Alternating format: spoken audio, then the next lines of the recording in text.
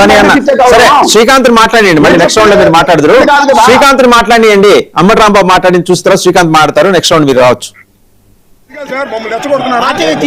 వద్దని ప్రకటించారు కదా మీరు, రాజలాంఛనాలు ప్రభుత్వ లాంఛనాలు వద్దు బాబోయే కుటుంబం ప్రకటించింది.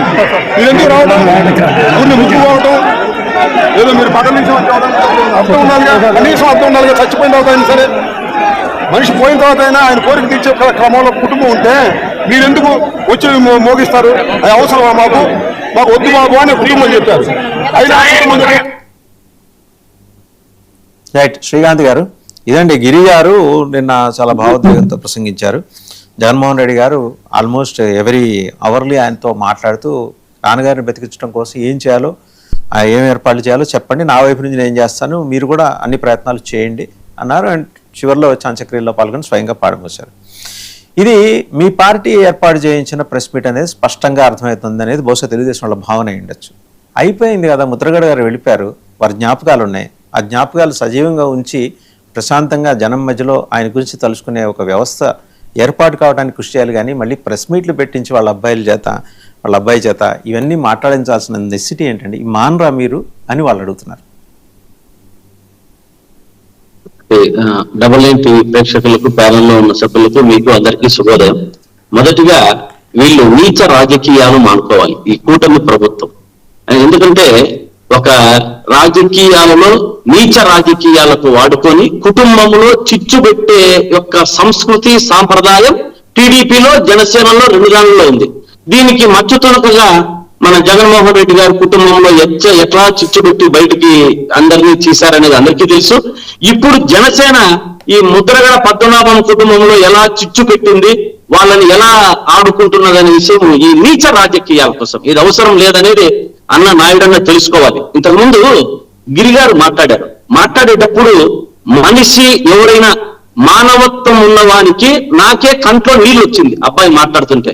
నాయుడన్న నవ్వుతున్నాడు, ఒక పక్క నవ్వుకుంటా ఏమి చెప్పాలా సమాధానం అనే ఆలోచిస్తున్నాడు. అంటే యథా రాజా తదా ప్రజ, అంటే నీచ రాజకీయాల కోసం పార్టీ ఉంది, వీళ్ళు కూడా అలాగే ప్రవర్తిస్తున్నారు అనుకోలే. గిరి ఎంత రాజకీయ పరిపక్వత లేనప్పటికీ, అంటే అబ్బాయి ఏదో ఉద్యోగం చేసుకున్నప్పటికీ ఎంత రాజకీయ పరిపక్వత ఉన్నటువంటి వ్యక్తిగా బాగా విడమర్చి ప్రతి ఒక్క అంశాలను కూడా ఎంతో పరిజ్ఞానంతో చెప్పినట్టు ఉంది.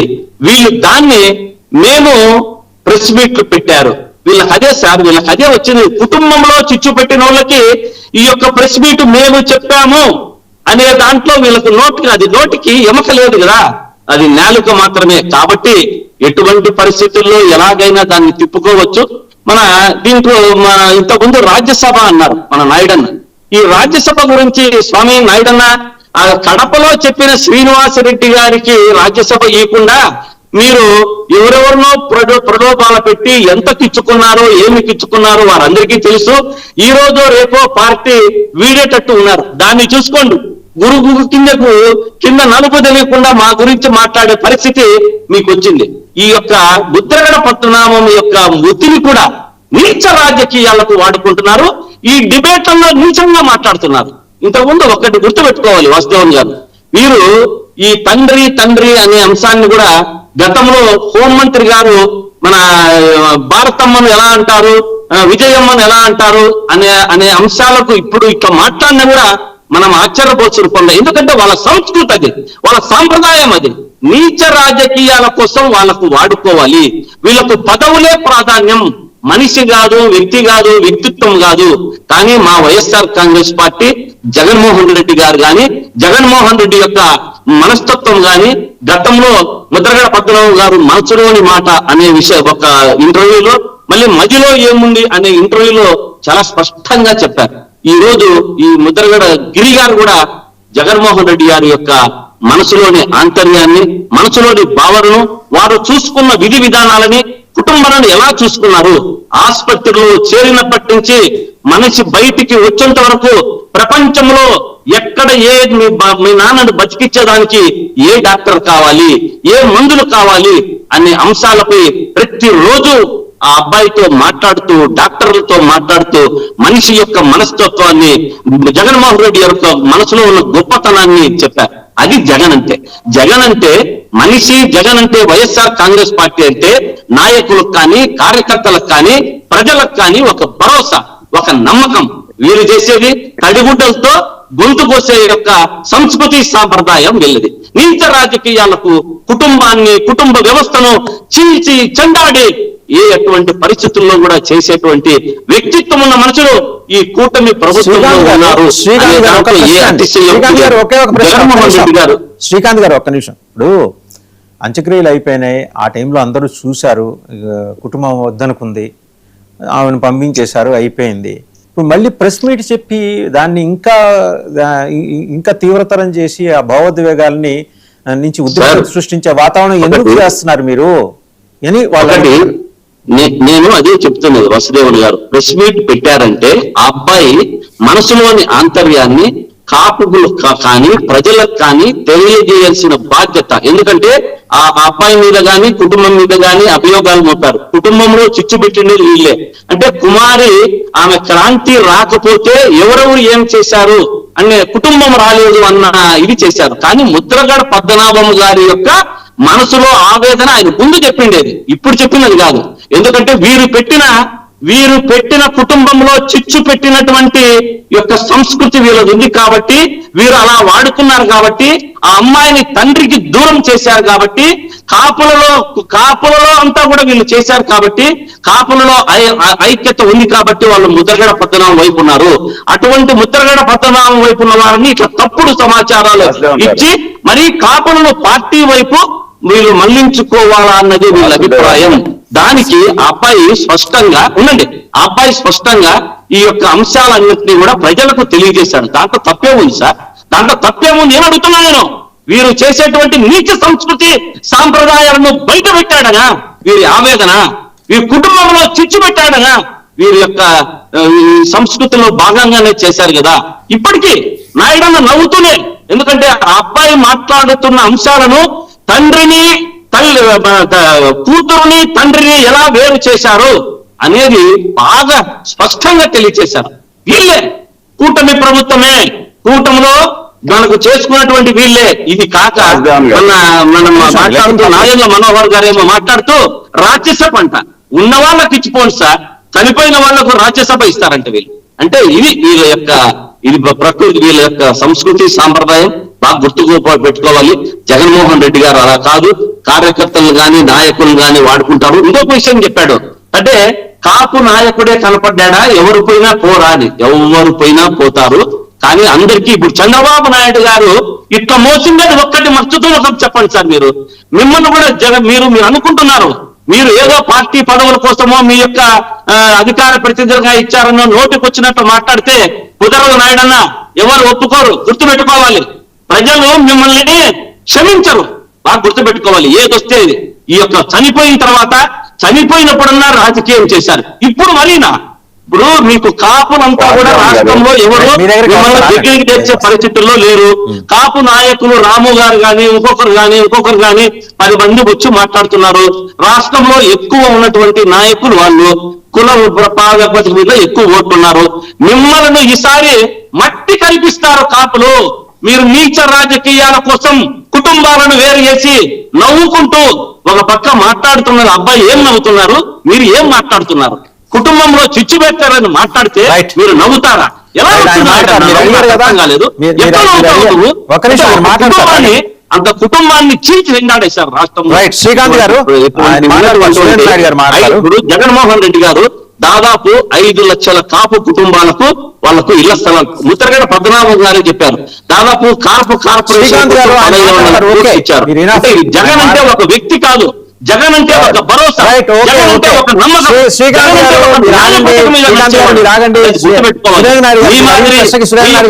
ప్రభుత్వంలో పిచ్చు పెట్టేటువంటి వ్యక్తి తండ్రిని మామూలు వేరు చేసి సంప్రదాయం సమానం చెప్పండి. కొంచెం మానవత్వంగా ఆలోచించండి, మనిషిగా ఆలోచించండి. పరిణామాలు శ్రీకాంత్ 4-5 ఆరోపణలు. లెట్ మీ శ్రీకాంత్ చాలాసేపు మాట్లాడారు. నేను 4-5 ఆరోపణలు చేశాడు. ఇప్పుడు కాపు కులానికి అంతా మేమేదో న్యాయం చేసామంటే మేము రిజర్వేషన్ 5% తీసుకొచ్చింది మేమండి కాపు కులానికి. మీరు 5 సంవత్సరాల్లో ఆ కాపు కులానికి దేశం రిజర్వేషన్ ఎత్తేసారు. మీరు కాపు కులం మీద మీకు అంత ప్రేమ విశ్వాసం ఉంటే మీరు 5% ఇచ్చారు, మేము 10% ఇస్తామని చెప్పి మీరు రాజ్యసభ అంటున్నారు. శ్రీనివాస్ రెడ్డి కథ చెప్పండి, శ్రీనివాస్ రెడ్డి కథ చెప్పండి. రేపో ఎల్లుండో వెళ్ళిపోయి చెప్తున్నారు పార్టీలో నుంచి. శ్రీనివాస్ రెడ్డి గారు అధ్యక్షుడు కథ చెప్పండి సార్. మీరు మాట్లాడతారు రాజకీయాల కోసం మనుషులు మాట్లాడతారు.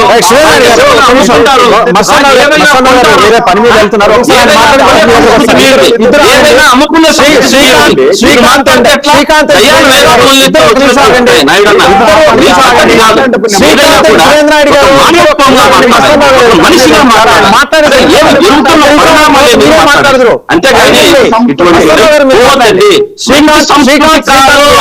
శ్రీకాంత్ మీరు ఆగండి, మస్తాన్ గారు మాట్లాడతారు.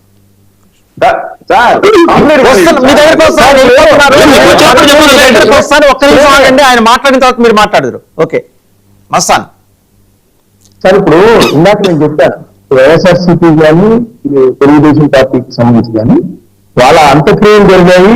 ఆయన పెద్ద వ్యక్తి అనారోగ్యంతో చనిపోయారు ఇవన్నీ కూడా. కానీ ఆయన చుట్టూతో రాజకీయం అనేది ఇంకపై జరుగుతుందంటే కూడా ఓటర్ రాజకీయం కోసం ఇందాక చెప్తే ఇప్పుడు కూడా అదే జరుగుతాం. మీరు చెప్పారు మొత్తం అయిపోయిన తర్వాత కూడా ఎందుకు ఈ ప్రెస్ మీట్లు ఇదంతా యాగి అంటే దానిలో భాగమే సంసారంలో చెప్పేతో ప్రతి కాపులు ఎక్కడైతే ప్రభావితం చేయగలరో ఆయా ఏరియాల్లో సంస్కరణ సభలు పెడతా ఉన్నారు. వాటి వెనకాల ఏ పార్టీలు ఉన్నాయో ఏంటో కూడా అందరూ తెలుసు. అయితే నేను ఒకటి చెప్పదలిచాను సార్. యాక్చువల్ గా ముద్దాడ పద్మనాభం గారు ఇందాక ఆయన మంచి గురించి చెప్పాను. ఆయన కొన్ని వైఫల్యాలు కూడా ఉన్నాయి. ఇప్పుడు వైఎస్ఆర్సీపీలోకి వచ్చారు. ఆయన వైఎస్ఆర్సీపీలోకి వచ్చిన తర్వాత కాపు రిజర్వేషన్ల మీద జగన్మోహన్ రెడ్డి గారి నుంచి స్పష్టమైన హామీ పొందారా లేదా, ఇది ఈ కాపులందరూ ఎదురు చూస్తా ఉన్నారు. ఆయన ఎటువంటి హామీ పొందకుండానే దానిలో తెలిపారు. ఎందుకంటే కాపు రిజర్వేషన్ల మీద జగన్మోహన్ రెడ్డి గారికి ఒక స్పష్టమైన అభిప్రాయం ఉంది. ఆయన బహిరంగ సభలోనే చెప్పారు. దాన్ని ఏమాత్రం మార్చకుండానే ఆయన ఇక్కడ చేరారు. రెండోది, కాపుల్లో ఎక్కువ మంది ఏంటంటే ఆయన రెడ్డి అని పేరు మార్చుకోవడం మీద కూడా కాపు యువతలో కానీ కాపు వర్గంలో కానీ చాలా అసంతృప్తి ఉంది. అది కూడా చెప్పాలి మనం. సో ఇవన్నీ కూడా మనము ఆలోచించాల్సి.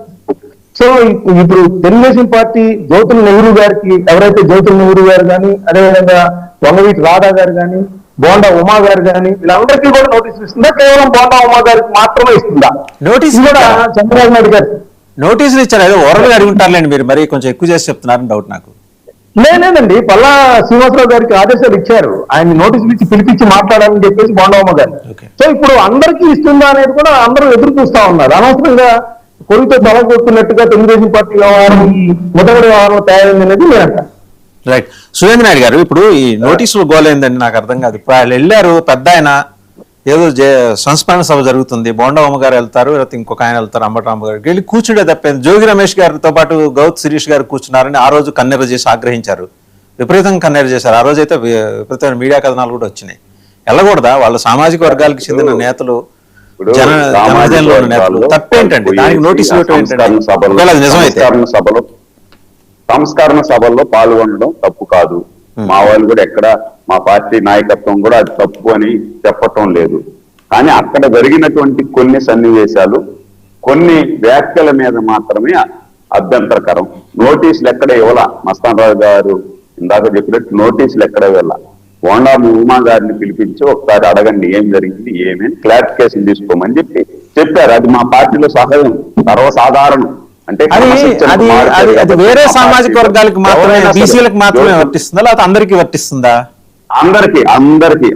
అందరినీ కూడా ఎక్కడైనా. ఇప్పుడు సురేంద్ర నాయుడు అయినా కూడా ఇంకొక దగ్గర పోయి ఇంటర్నల్ గా మాట్లాడుకుంటా ఉన్నప్పుడు ఖచ్చితంగా ప్రజల్లో వేరే సిమ్టమ్స్ అవుతాయి. అంటే వాళ్ళు మాత్రం కలిసి రైట్. ఒకసారి సురేంద్ర నాయుడు గారు, దాసరి రాము గారి ఫోన్ ఇన్ లో ఉన్నారు, ఒక్క నిమిషం కూడా అనుకుంటారు. సురేంద్ర నాయుడు గారు, దాసరి రాము గారు ఫోన్ ఇన్ లో ఉన్నారు, ఒకసారి వారితో మాట్లాడి మళ్ళీ మీ దగ్గరకు వస్తాం. దాసరి రాము గారు నమస్కారం అండి. నమస్కారం అండి. దాసరి రాము గారు, నిన్న ముద్రగడ గిరిబాబు గారు మాట్లాడారండి, చాలా భావోద్వేగంతో మాట్లాడారు. దాని మీద ఆయన మాట్లాడుతూ, ఆ రోజు ఆమె వారి సోదరి గూండాలతోటి బౌన్సర్లతోటి రాకుండా కుటుంబ సభ్యుల్ని నేరుగా వచ్చి అమ్మగారి దగ్గరకు వచ్చి మాట్లాడుంటే నేనే దగ్గరుండి తీసుకెళ్ళి ఉండేవాడిని, అండ్ జగన్మోహన్ రెడ్డికి ఇది అట్రిబ్యూట్ చేయడం సరికాదని. ఇదేంతా ఇప్పుడు తెలుగుదేశం కానీ మిగిలిన పార్టీలు కానీ అనేది ఏంటంటే వైసీపీ ఆర్గనైజ్ చేయించిన ప్రెస్ మీట్ అని మీరు ఫాలో అయి ఉంటారు. వారు ముద్రగడ గిరి గారు మాట్లాడింది ఆయన కంటతడి కూడా పెట్టుకున్నారు మాట్లాడుతూ. అదేనండి ఆ రోజు ఆయన పద్మనాభం గారు అంతిమంగా సంస్కారం దానికి సంబంధించి వెళ్ళాము. అదే మేము ఈవినింగ్ వెళ్ళాము, మార్నింగ్ జరిగిన సంఘటన అనుకుంటాను అది. అక్కడ వారు ఆమెతో పాటు పోలీసులు ఇంకెవరో మనుషులు ఆమెతో పాటు వచ్చారు. వాళ్ళు ఎవరు బంధువులు కాదంట. అక్కడ చెప్తుంటే విన్నాం అన్నమాట.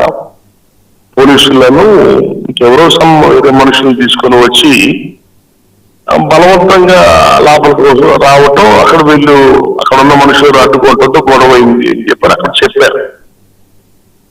అదే గిరిగారు ఈరోజు చెప్పారు. అట్లాగే చివరి ఆయనకు అధికార లాంఛనాలు ఇస్తున్నప్పుడు వాళ్ళు చెప్తూనే ఉన్నారన్నమాట. అంటే నేను విన్నాను అక్కడ ఎవరో బయట వాళ్ళు చెప్పడం కాదు, వాళ్ళ కుటుంబ సభ్యులే చెప్తున్నారు, మేము అధికార లాంఛనాలు వద్దన్నాం కదండి.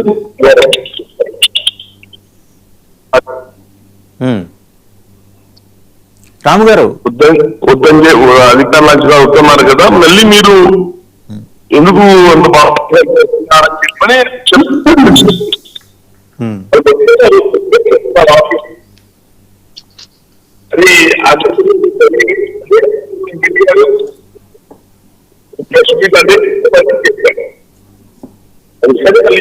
వాయిస్ రాలేదు సార్, వాయిస్ రాలేదు. రాము గారు మీ వాయిస్ క్లియర్ గా లేదండి, కొంచెం గట్టిగా మాట్లాడతారా, బిగ్గరగా మాట్లాడతారా? రాము గారు మీ వాయిస్ క్లియర్ గా లేదు.